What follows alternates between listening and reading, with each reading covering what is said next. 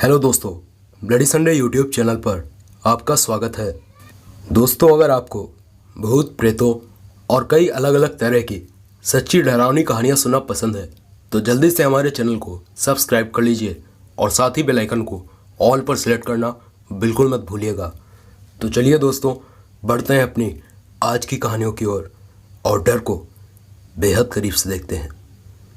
दोस्तों, ये बात मुझे मेरे दादाजी ने बताई थी जब मैं सर्दियों की छुट्टियों में अपने गांव आया हुआ था। और इन छुट्टियों में मुझे अपने दादाजी के साथ काफ़ी वक्त बिताने को मिला। और इसी दौरान एक दिन दादाजी से मुझे उनके साथ बचपन में घटी इस घटना के बारे में पता चला। ये बात तब की है जब दादाजी 15 साल के थे।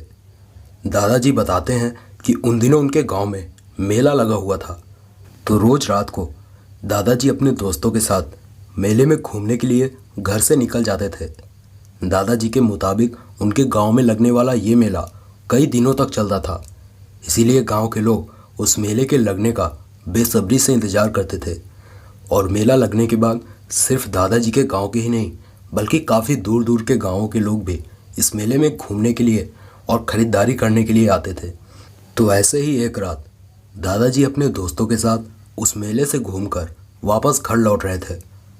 दोस्तों, आपने तो सुना ही होगा कि रात में कभी सफ़र के दौरान हमें अपने शरीर पर कोई महकने वाला स्प्रे या इत्र नहीं लगाना चाहिए और ना ही कोई खाने पीने का सामान लेकर हमें रात में सफ़र करना चाहिए, क्योंकि रात में ऊपरी हवाएं चारों तरफ भटकती रहती हैं और इन चीज़ों से वो भटकती रूहें आपके पीछे लग जाती हैं और आपका नुकसान कर देती हैं। इन सब बातों को जानते हुए भी दादाजी और उनके दोस्तों ने काफ़ी स्प्रे अपने कपड़ों पर डाल रखा था। और तो और मेले से लौटते हुए वो लोग खाने का भी सामान अपने साथ लिए हुए थे। फिर मेले से लौटते हुए दादाजी और उनके दोस्तों को रास्ते पर एक औरत दिखाई दी, जो दादाजी और उनके दोस्तों को देखकर अजीब ढंग से मुस्कुरा रही थी। तो उस औरत को अपने ऊपर हंसता हुआ देखकर दादाजी को बहुत गुस्सा आया और वो और उनके दोस्त उस औरत को बुरा भला कहकर उस पर चिल्लाने लगे। मगर तभी वो औरत चीखते हुए दादाजी और उनके दोस्तों की तरफ भागते हुए आने लगी और एकाएक वो औरत दादाजी और उनके दोस्तों के शरीर के आर पार हो गई और फिर न जाने वो औरत कहाँ गायब हो गई। वो देखकर तो दादाजी और उनके दोस्तों की आंखें फटी की फटी रह गई और फिर वो लोग फौरन वहाँ से भागे और फिर उन लोगों ने घर पहुँचकर ही चैन की सांस ली। मेरा नाम अभिलाष है, मैं गुजरात में रहता हूँ।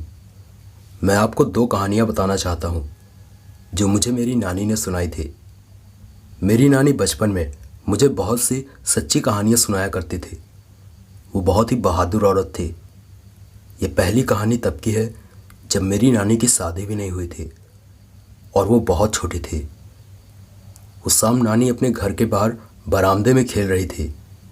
उनके घर के सामने जंगल था और साथ ही जहाँ पर उनका घर था वो जगह बहुत ही सुनसान और वीरान थी। नानी बरामदे पर खेल ही रही थी कि तभी उनकी नज़र जंगल के अंदर से चमकती उन 2 पीली आंखों पर पड़ी। नानी ने देखा कि वहाँ कोई खड़ा था जो कि काफ़ी लंबा था, मगर एक तो जंगल और ऊपर से शाम का वक्त हो रहा था, जिस वजह से वो जो भी था नानी को उसका चेहरा साफ साफ दिखाई नहीं दे रहा था। नानी बताती हैं कि वो उस अजीब सी चीज़ को देखकर काफ़ी डर गई और भागकर घर के अंदर चली गई, लेकिन उन्होंने इस बारे में किसी से कुछ नहीं कहा। फिर उसी रात जब नानी अपने कमरे में अपनी माँ के साथ सो रही थी, तभी आधी रात अचानक से किसी आवाज़ के चलते नानी की आँख खुल गई। कमरे में काफ़ी अंधेरा था। नानी उठकर बैठी ही थी कि तभी नानी ने कमरे के दरवाजे के पास एक सफ़ेद साये को देखा, जिसकी आंखें चमक रही थी बिल्कुल किसी पीले बल्ब की तरह। वो देखकर नानी बहुत डर गई और ज़ोर से चीख पड़ी। नानी के चीखते ही वो साया हवा में गायब हो गया और नानी की आवाज़ सुनकर उनकी माँ भी सोते से उठ गई। और फिर माँ के पूछने पर नानी ने डरते डरते माँ को पूरी बात बताई। नानी की बात सुनकर उनकी माँ भी काफ़ी घबरा गई थी, लेकिन उन्होंने नानी के सामने बिल्कुल भी ये बात जाहिर नहीं होने दी और उन्होंने नानी से कहा कि बेटा ऐसा कुछ भी नहीं है, ये सब तुम्हारा वहम है। और किसी तरह समझाकर उस रात नानी की माँ ने नानी को सुला दिया। लेकिन अगले ही दिन नानी की माँ ने घर पर पूजा करवाई और गंगा जल को पूरे घर पर छिड़क कर घर को शुद्ध किया, जिसके बाद नानी को होश आया, फिर कभी दिखाई नहीं दिया। ये दूसरी घटना भी मुझे मेरी नानी ने ही बताई थी। ये बात तब की है जब मेरी नानी 12 साल की थी। उस दिन नानी जंगल में जामुन खाने गई थी। उस वक्त दोपहर की कड़ी धूप हो रखी थी। नानी जामुन के पेड़ पर चढ़कर जामुन तोड़ रही थी। नानी जामुन तोड़ ही रही थी कि तभी वहाँ पता नहीं कहाँ से एक बूढ़ी औरत आ गई और वो नानी से बोली कि चली जा यहाँ से, ये जामुन मेरे हैं। वो बूढ़ी औरत जामुन के पेड़ के नीचे खड़ी थी।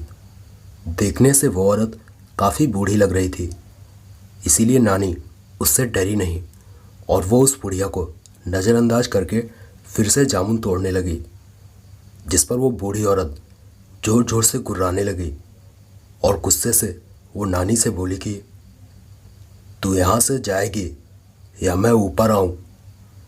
उस बुढ़िया की ये बात सुनकर नानी ने सोचा कि कैसी पागल औरत है, भला बुढ़ापे में ये औरत इस पेड़ पर कैसे चढ़ेगी। यही सोचकर नानी फिर से जामुन तोड़ने लगी।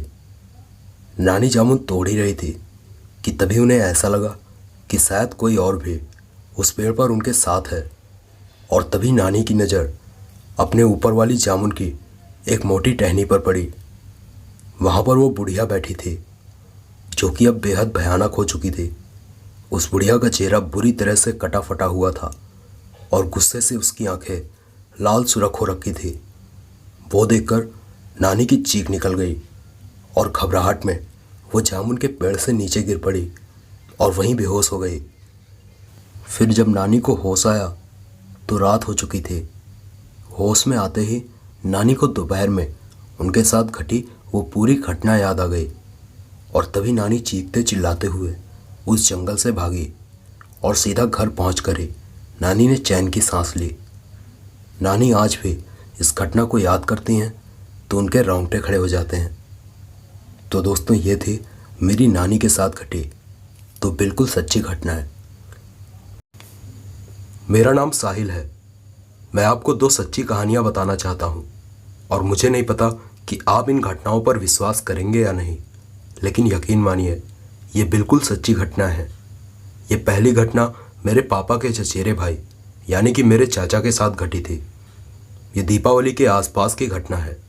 उस रात मेरे चाचा अपनी दुकान बंद करके जब घर पर आए तो वो किसी से बिना कुछ बात किए ही घर की छत पर चले गए। घर पर सभी लोग अपने अपने काम में लगे थे तो किसी ने ज़्यादा ध्यान नहीं दिया।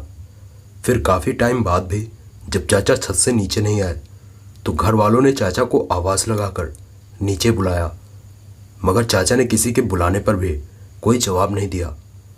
तो घर वाले परेशान होने लगे और फिर जब घर का ही कोई छत पर गया तो उसने देखा कि छत पर चाचा बेहोश पड़े हुए थे। फिर चाचा को किसी तरह छत से नीचे लाया गया।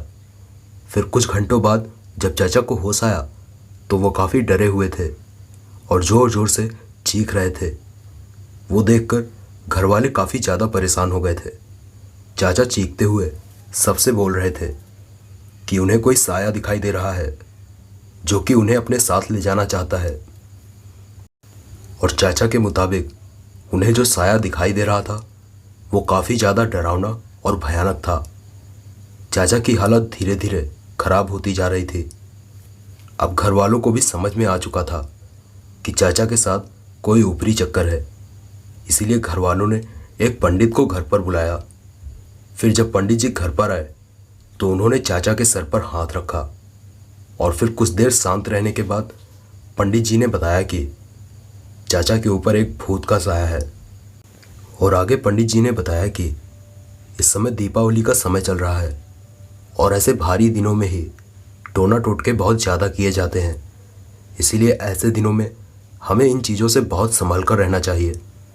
पंडित जी ने घर वालों को बताया कि जब चाचा दुकान बंद करके वापस घर आ रहे थे तभी रास्ते पर एक जगह किसी ने टोटका किया था और गलती से चाचा उस टोटके को लांघ कर आगे निकल आए थे। इसीलिए तभी से वो टोटका चाचा के ऊपर सवार हो गया है। पंडित जी की बात सुनकर घर के सभी लोग सकते में आ गए और सबने पंडित जी से इसका उपाय करने को कहा। तो पंडित जी ने घर वालों से कुछ सामान मंगाया जो कि 4 लौंग, 7 लाल मिर्च और 3 नींबू थे। फिर वो सब कुछ एक पानी से भरे लोटे में डालकर पंडित जी ने कुछ मंत्र पढ़कर उस लोटे को चाचा के सर से 7 बार घुमाया और फिर वो पानी से भरा लोटा लेकर पंडित जी सीधा चौराहे की तरफ गए और चौराहे के पास पहुंचकर पंडित जी ने वो पानी वहीं चौराहे के बीच में डाल दिया, जिसके बाद अचानक से मेरे चाचा ठीक हो गए और फिर उनको वो साया दिखना भी बंद हो गया। ये दूसरी घटना मेरे मामा के साथ घटी थी। दोस्तों, आपको बता दूं कि मेरे मामा का घर गांव में है और वो पेशे से एक किसान है। एक रात की बात है जब मेरे मामा खेत में पानी लगा रहे थे। उस वक्त काफ़ी रात हो चुकी थी। खेत में पानी लगाते हुए मेरे मामा को दूर झाड़ियों के पास से किसी बच्चे के रोने की आवाज़ सुनाई दे रही थी। पर दोस्तों, आपको बता दूं कि मेरे मामा बहुत ही बहादुर इंसान थे। उन्हें ऐसी सुनसान और वीरान जगहों पर रहने की आदत थी। एक बार को तो मामा ने भी सोचा कि आखिर इस वीराने में, और वो भी इतनी रात गए, कोई बच्चे की रोने की आवाज़ें कैसे आ रही हैं। लेकिन फिर मामा को समझ आ गया कि वो कोई बच्चा नहीं बल्कि कोई बुरी आत्मा या छलावा है जो कि मामा को परेशान कर रहा है। इसलिए मामा ने उस आवाज़ की तरफ ध्यान देना बंद कर दिया और वो चुपचाप अपने काम में ही ध्यान देने लगे। लेकिन फिर कुछ देर बाद कुछ ऐसा हुआ जिससे मामा के भी रोंगटे खड़े हो गए। दरअसल हुआ कुछ ऐसा कि मामा खेत में पानी लगा ही रहे थे कि तभी उनकी नज़र उन्हीं झाड़ियों की तरफ गई जहाँ पर उन्होंने 2 चमकती नीली आंखों को देखा। मामा ने देखा कि वो जो कोई भी था वो धीरे धीरे उन झाड़ियों से दूर होता हुआ मामा की तरफ बढ़ रहा था। लेकिन वो देखकर भी मामा डरे नहीं और अपने काम में लगे रहे। लेकिन फिर कुछ ही वक्त बीता था कि तभी मामा को अपने बेहद करीब से किसी के गुर्राने की आवाज़ सुनाई दी।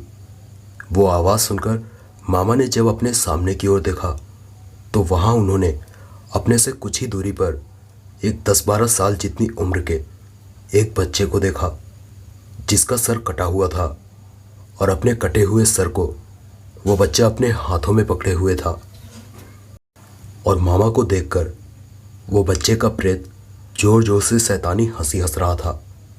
वो देखकर मामा एक पल के लिए तो बहुत ज़्यादा डर गए, मगर अगले ही पल उन्होंने खुद को संभाला और ज़ोर ज़ोर से हनुमान चालीसा पढ़ते हुए वो उस प्रेत की तरफ अपना फावड़ा लेकर दौड़े। लेकिन तभी वो छलावा हवा में धुआं बनकर गायब हो गया। लेकिन इस घटना के बाद मामा काफ़ी ज़्यादा खौफजदा हो गए थे और फिर उन्होंने उस वक्त वहाँ से घर लौटना ही ठीक समझा और वो घर की तरफ जल्दी से निकले। लेकिन खेत से घर लौटते हुए मामा को ऐसा लग रहा था जैसे कोई और भी उनके साथ उनके पीछे पीछे आ रहा है। जिसके बाद मामा ने भागना शुरू कर दिया और खुशकिस्मती से भागते हुए मामा अपने घर पहुंच गए।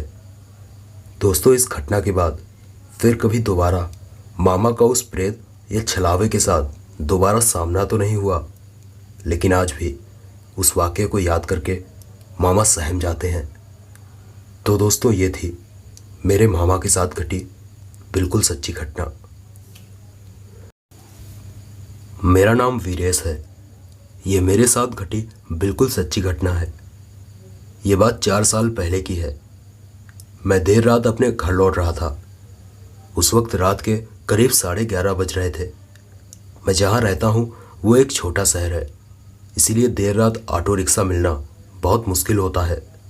ऐसा नहीं था कि मैं हर रोज़ देर रात ही अपने घर लौटता था, मगर उस दिन कुछ ज़रूरी कामों में मैंने जितना सोचा था उससे कहीं अधिक समय लग गया था। खैर, मैं पैदल ही अपने घर जा रहा था। रास्ते पर पैदल चलते चलते लगभग आधे घंटे हो चुके थे। रात के 12 बज चुके थे। मैं अब कुछ ही समय में अपने घर पहुंचने वाला था कि तभी किसी ने मेरे पीछे से कसकर मेरा हाथ पकड़ लिया, जिस वजह से मैं एकदम से घबरा गया और मैंने एक झटके से अपना हाथ झिटक कर पीछे की ओर देखा तो मैंने जो देखा उसे देखकर मेरे रोंगटे खड़े हो गए। मैंने देखा एक बौना आदमी मेरे पीछे खड़ा था जो बेहद खौफनाक था। उस बौने का कोई चेहरा ही नहीं था। उसकी आंखों की जगह पर काले काले गड्ढे थे। इससे पहले कि मैं कुछ करता वो बौना मेरी तरफ बढ़ने लगा और फिर उसको अपनी तरफ आता देखकर मैं भी भागने लगा। लेकिन वो बौना भी अजीब सी आवाज़ निकालते हुए मेरे पीछे पीछे आने लगा।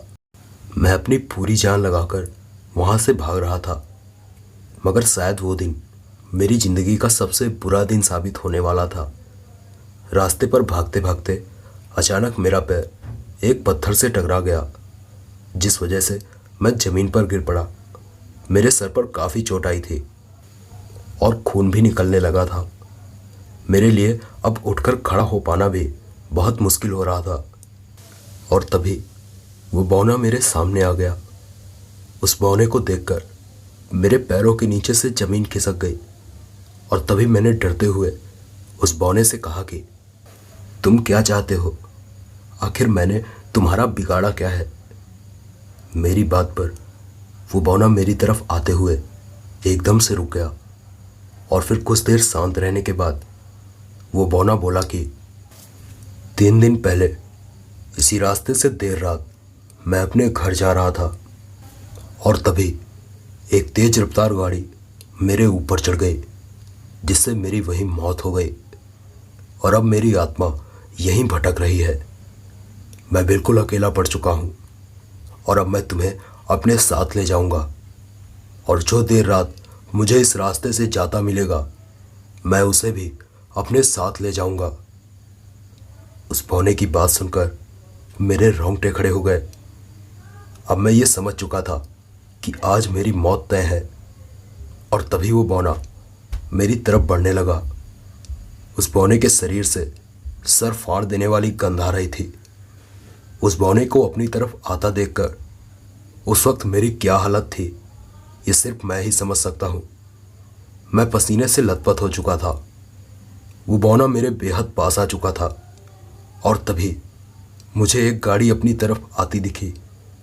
उस गाड़ी को देखकर मैंने ज़ोर ज़ोर से चीखना चिल्लाना शुरू कर दिया और तभी उस गाड़ी को आता हुआ देखकर वो बौना हवा में धुआं बनकर गायब हो गया। मगर उसके बाद क्या हुआ मुझे कुछ याद नहीं है।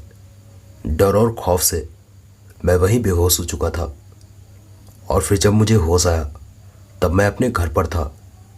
घर के सभी लोग और हमारे फैमिली के डॉक्टर हमारे पास ही थे।